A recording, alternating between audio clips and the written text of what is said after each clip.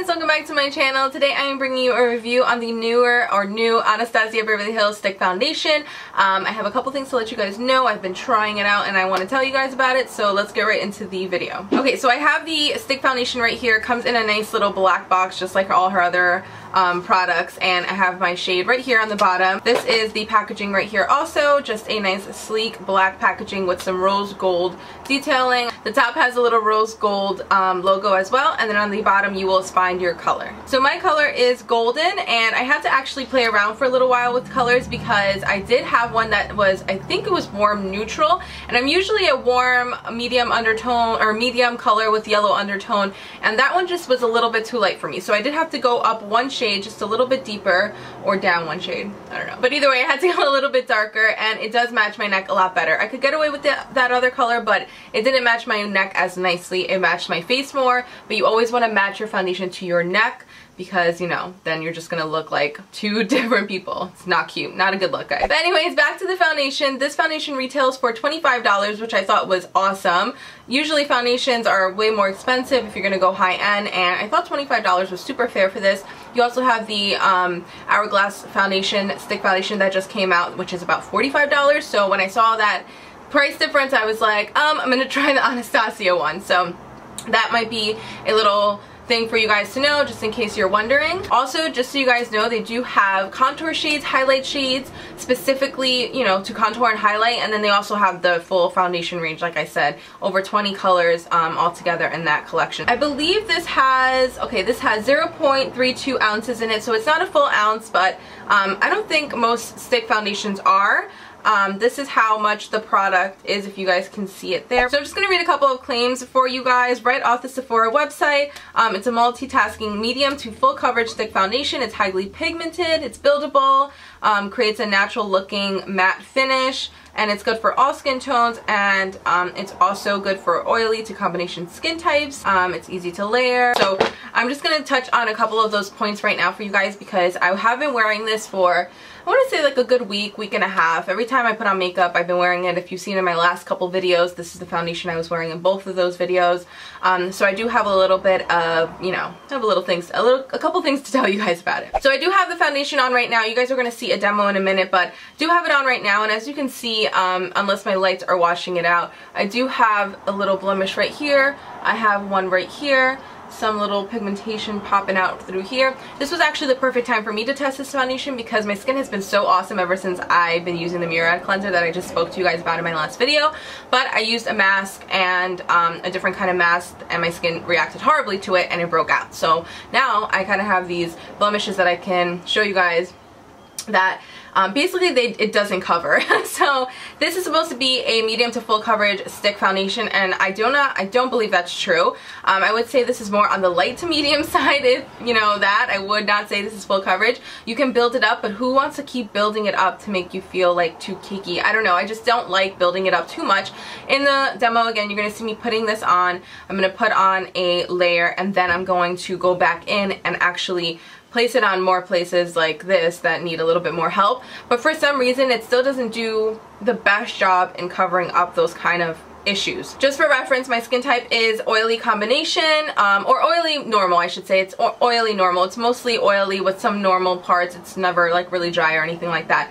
And this foundation would be ideal for my skin type. So this does look better throughout the day, I will say that.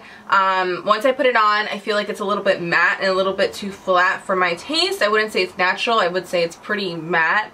I don't know, maybe just, it could be a little bit natural, but I would say it's definitely more on the matte side. I do have a little bit highlighter on today, a little blush, nothing crazy at all. I wanted you guys to see the full effect of this foundation. So for me, I would say this is a little bit too matte for my taste, but throughout the day it actually wears really beautifully. It gets way better throughout the day, in my opinion. As my oil starts to peek through, it just starts to look more like skin, and that I do really like about it. The other thing I like about this foundation is that it is easy to put on. You just kind of put this little, you know, open the stick, draw it on your face, and then I like to use a buffing brush to do so. I don't like using a beauty blender with this foundation because I feel like with this one in particular, it'll become too, it won't blend correctly. It's just something about the water and this foundation, the water in the beauty blender and this foundation don't really mix that well. I would use something like a flat top kabuki or something like this. This is the Morphe 439 to really just buff it in and do it quickly and in nice, you know, padding to circular motions, because this does dry quickly. Okay, so like I was saying, as you guys can see in that demo, it does do a pretty good job of covering on my face, and it still looks natural and all that, but it's definitely not full coverage like I did already tell you guys. It definitely leaves some things popping out. So for me personally, I bought this foundation because I wanted an easy foundation that I can throw on quickly, buff it in, and out the door for when I want to be more natural and have more of a, you know, if I'm having a good skin day. I'm not going to pack on tons of product. I'm just going to put this pretty much where I need it, buff it in, and, you know, leave with a nice light layer of foundation on my face. For somebody that, you know, that's great. That works fine for me. I wouldn't wear it today because my skin is breaking out, but on a normal day, I would totally wear this.